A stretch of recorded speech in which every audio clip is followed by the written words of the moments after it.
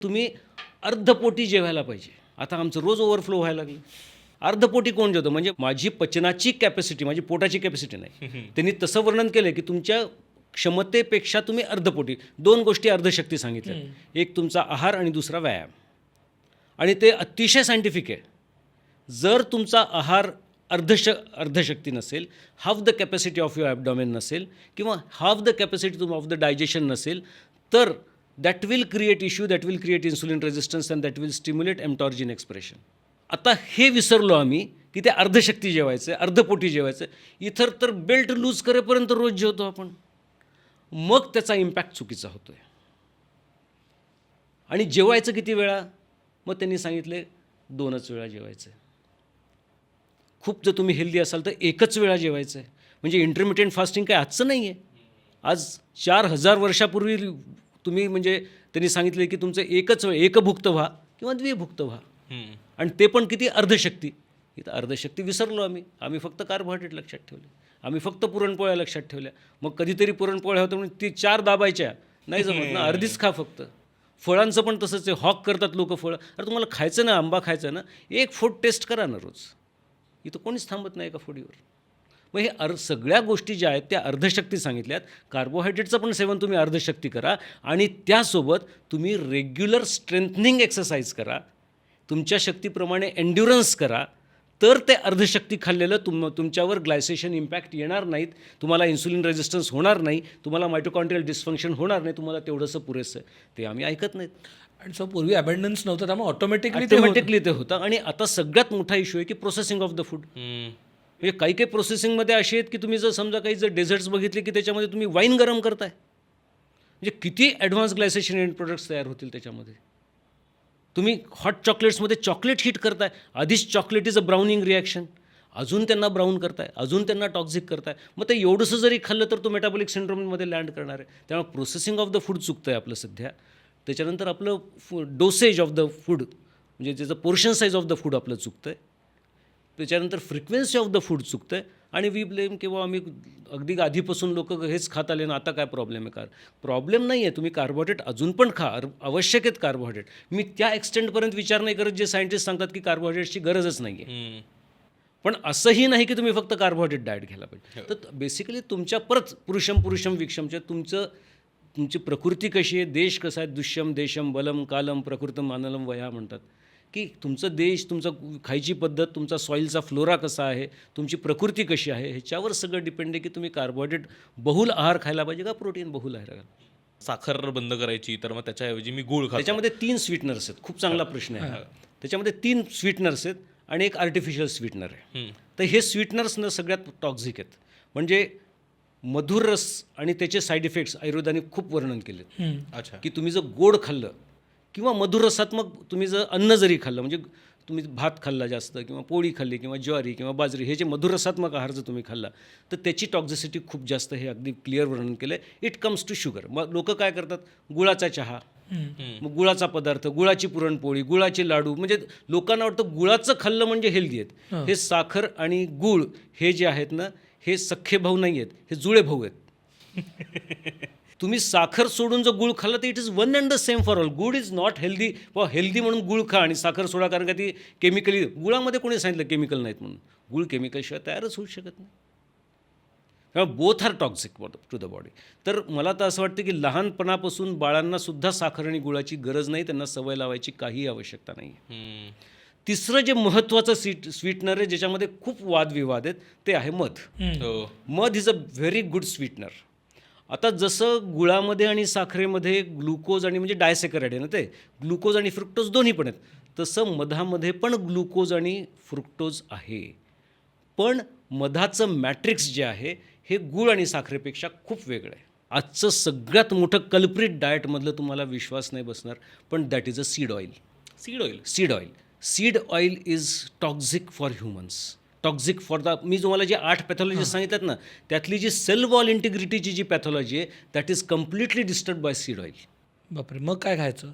तुम्ही एकतर असं सीड ऑइल खा, त्याच्यामध्ये अनसॅच्युरेटेड फॅटी ॲसिड्स खूप कमी आहेत, ओमेगा 6 खूप कमी आहेत. आता तुम्ही जर लिस्ट पाहिली ओमेगा 6ची तर करडीच्या तेलामध्ये सगळ्यात हायेस्ट ओमेगा 6 आहे. आणि आपलं चुकतं कुठं, आम्ही ओमेगा 3 खात नाहीत आणि ओमेगा 6च खात जातो. तुमचा बॅलन्सच नाही आहे. नॉर्मली बॅलन्स तो 1:3 और 1:4 पाहिजे ओमेगा 6 ओमेगा 3 टू ओमेगा 6. आमचा 1:20 1:25 1:30 1:35 तितकं इन्फ्लेमेशन वाढत जातं. जिथं 1:4 रेशो पाहिजे तिथं आज आम्ही 1:35 1:20 to 30 40पर्यंत जातो तो रेशो. आणि मग हे आम्ही तळलेलं तेल परत तळलेलं तेल हे आम्ही जे खात राहतो, हे खाल्ल्यामुळे आमचं बॉडीमधलं इन्फ्लेमेशन वाढतं. आपण जो तिसरा प्रकार 8 रूल्सपैकी तिसरा पाहिला आहे की इन्फ्लेमेशन. इथं इन्फ्लेमेशन सुरू होतं आणि ते इन्फ्लेमेशन इन्सुलिन रेझिस्टन्स करतं आणि आपल्याला वाटतं मला तर डायबिटीस नाही, मला तर काहीच नाही आणि मी तेल का बंद करू. मग सर कुठली ऑइल, कारण सीड ऑइलमध्ये सगळं ऑलमोस्ट जी माहिती आहे ती आपल्याला एक तर तो ते कमीत कमी वापरा. तो 5 लिटरचा फॉर्म्युला आहे, तो बंद करा. कुठल्याही कुटुंबाला विचारलं, कुटुंबातल्या स्त्रीला विचारलं किती तेल आणते, तर 5 लिटर आणते. कुठून आले ते 5 लिटर मला माहीत नाही. त्यामुळे तुमचं साधारण 300 ml ते 400 ml प्रति महिना तेल वापरायचं. इतकं कमी तुम्ही ते सीड ऑइल्स वापरायला पाहिजे 300-400 ml पर पर्सन पर मंथ. आणि ते आम्ही लोक स्ट्रिक्टली सांभाळतो ते. सो तितकंच पाहिजे. नाही, जर तुमची बॉडी परमिट करत असेल, तुमची बॉडी जर हेल्दी असेल, तुम्ही मेटाबॉलिक सिंड्रोममध्ये नाही आहेत, तर तुम्ही सरळ बटर आणि तूप वापरा. त्याच्यानंतर खालचं तुम्ही कोकोनट ऑइल वापरा, मीडियम चेन ट्रायग्लिसराईड्स आहेत ते. आणि नाही तर मग एकदम कमीत कमी सीड ऑइल वापरा. मग सीड ऑइलपैकी त्यातल्या त्यात शेंगदाणा तेल किंवा तिळाचं तेल इज बेस्ट. बाकी सरकी, सूर्यफूल, राईस ब्रान, करडी हे खूप जास्त तुम्हाला हे खायचेच असतील तेलं, मग तुम्ही ओमेगा 3चे सप्लिमेंट्स घ्या, म्हणजे तुमचं बॅलन्स होईल. तर oil is the most biggest culprit. सगळ्यात मोठं कल्प्रिट ऑइल आहे आणि ते पण रिफाईंड ऑइल. म्हणजे तुम्ही हायली प्रोसेस्ड ऑइल खाताय, ते जेव्हा तुम्ही विकत आणता तेव्हाच ते ऑक्सिडाईज झालेलं आहे, कारण का ते रिफाईन झालेलं आहे. राईट. त्याच्यामुळे शरीराला रिफाईंड काहीच नाही चालत. रिफाईंड प्रोटीन्स नाही चालत, रिफाईंड फॅट्स नाही चालत, रिफाईंड फॅटी ॲसिड्स नाही चालत. Nothing refined. सर आता तुम्ही मगाशी बोलताना सांगितलं की काय पद्धतीचं अन्न असेल पाहिजे, की कमी प्रोसेस, तळलेलं नसावं, पॅकेज नसावं, शक्यतो हेवी नसावं. सो समजा आता जर मला, कारण का लोकांना ना ह्या ग्रामर कळतं आहे पण त्याचं उत्तर नाही लक्षात. आपण एक्झाम्पल घेऊन आता एक्झाम्पल आपण घेऊ. सर्वसाधारणपणे जर तुम्हाला सेफेस्ट फूड खायचं असेल तर ते उकडलेलं पाहिजे. मग तुम्ही चिकन खा, तुम्ही मटन खा, तुम्ही मटन सूप खा, तुम्ही फिश खा, तुम्ही अंडी खा, ते जास्तीत जास्त पाण्यामध्ये प्रोसेस्ड फूड पाहिजे. ते तेलामध्ये प्रोसेस्ड फूड नको. ओके. पहिलं प्रिन्सिपल. तुम्हाला एक गोष्ट सांगतो. आपण एक असं बघू की गहू आहे किंवा ज्वारी आहे.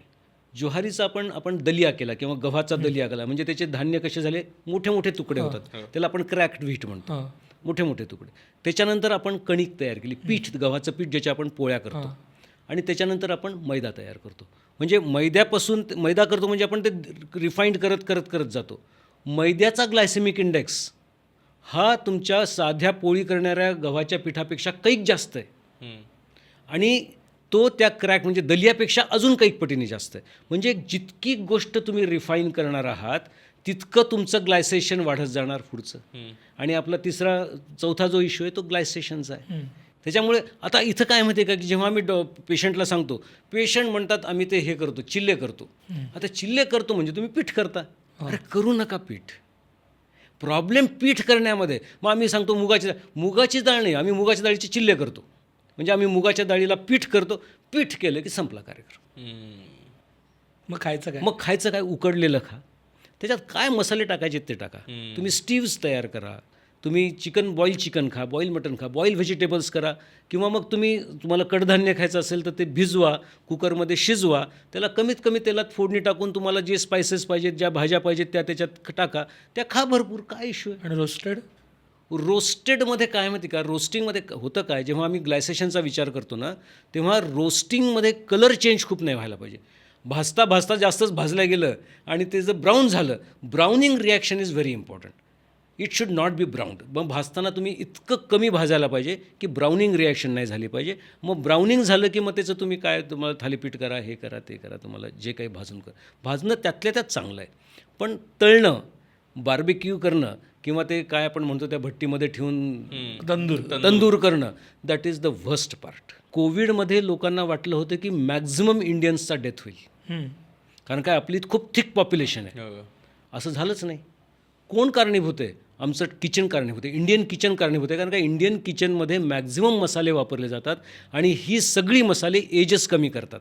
तेव्हा बॉडीमधलं तुमचे फोडणीमधले पदार्थ बघा ना, एजेस कमी करतात म्हणजे एजेस म्हणजे ॲडव्हान्स ग्लायसेशन अँड प्रोडक्ट्स फूडमधले कमी करतात आणि तुमची इम्युन सिस्टीम स्ट्रॉंग करत जातात रोजच्या रोज. तुम्ही फोडणीमधले पदार्थ बघा, हळद बघा, जिरे बघा, मोहरी बघा, हिंग बघा, हे सगळे एजेस कमी करणारे पदार्थ आहेत. प्रचंड संशोधन झालेलं आहे. त्यामुळं आणि आयुर्वेदाने स्पष्ट सांगितलं की कच्चं खाऊ नका, फोडणी देऊन खा, काय खायचं ते, आणि फोडणीमध्ये हे द्रव्य वापरा. आपले सगळे मसाले हे स्टिम्युलंट म्हणजे इम्युन सिस्टीमला चांगले ठेवणार आहेत, हेल्दी ठेवणार आहेत. इम्युनो स्टिम्युलंट म्हटल्यापेक्षा इम्युनो मॉड्युलेटर्स आहेत.